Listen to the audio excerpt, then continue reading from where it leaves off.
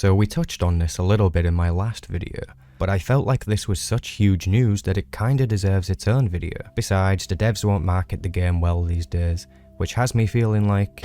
Fine. I'll do it myself. As you can probably tell from the title, Star Wars The Old Republic is being remastered. If you've been playing the game over the past few years, then you probably already know this. Shut up! However, if you haven't been playing, then just know that this isn't a one-update remaster. Nothing like Final Fantasy Realm Reborn. The devs have been working to integrate DirectX 12 systems into the game and update older assets.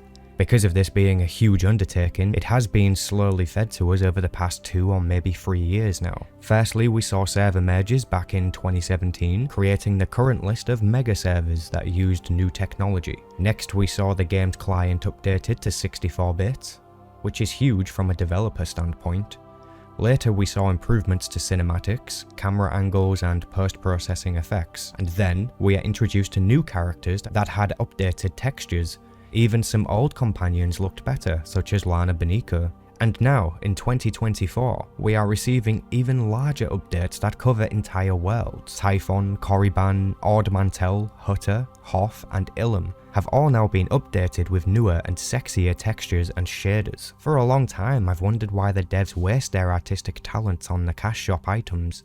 And now, we finally have some solid updates that will modernize the game and make replayability fresh again. As you can see from the list of updated worlds, every starter planet has now been improved, with the addition of 2 late game planets, Ilum and Hoth. Ladies and gentlemen, we are witnessing a remaster of this game before our very eyes. If all of these updates were bundled into one expansion, then the name Swtor Remaster would be very appropriate. Fair enough, the truth is that we have been receiving these updates via a drip feed of patches, but if the intent is to keep going and update all areas of the game, then I feel confident in saying that we are looking at a complete remaster of the vanilla content. That's your 1 to 50 storylines.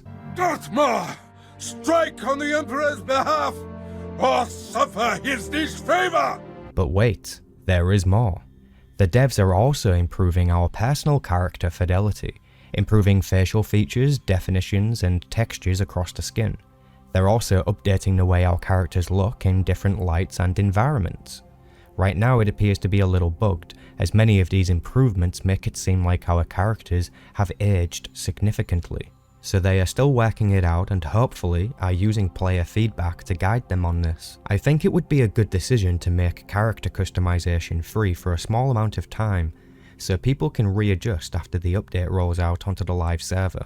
That would probably keep the players happy. It's going to be super important to give feedback, so if you haven't already, be sure to leave a comment with your thoughts. The devs read through the comments on my videos. Of course, even I have some feedback myself, such as that in some of the newer areas added to the game, the excessive use of lights with a dark background is a little jarring. I was able to add more vibrancy to my own game by adding a filter through the Nvidia app. You can see a clear difference between the original and my version with the filter. This will be personal preference, but adding more vibrancy and color depth seems to be like the way to go, especially when using the sci-fi Star Wars lights.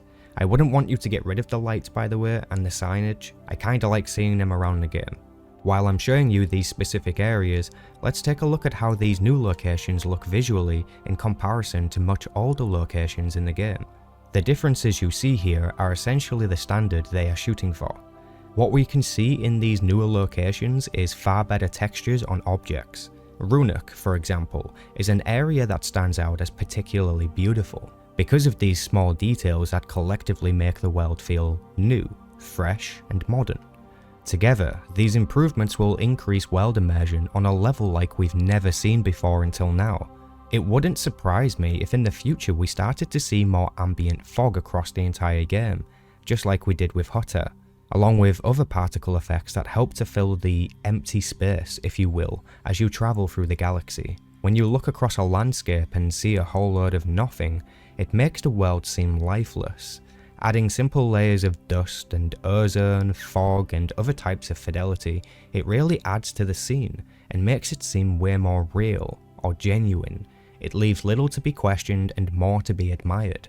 After seeing the new location on Manan, for example, it might even be possible that we see more weather effects and systems, such as rain, a blistering sun, thunder and lightning, perhaps even a day and night cycle. I could be getting ahead of myself here, but this is the first time I've been excited about something for this game since, well, forever. A Swtor remaster happening silently around us is actually quite funny, because many players have cried out for this type of attention to the game. To see it actually happening brings joy to me. I mean, just look at the difference in Korriban. Clearly, they've done an amazing job.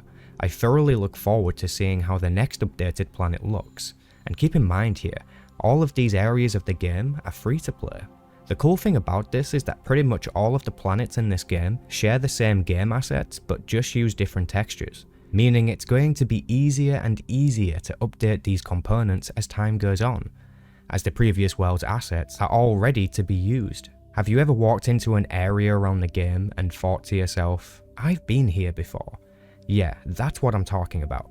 The devs reuse the assets for new updates, which isn't criticism at the moment, it's just me saying that future updates will come much faster because of this, in terms of remastering content. Pretty much all that's missing after this is done is the ability to replay your old story the same way that we can with Knights of the Fallen Empire and Eternal Throne.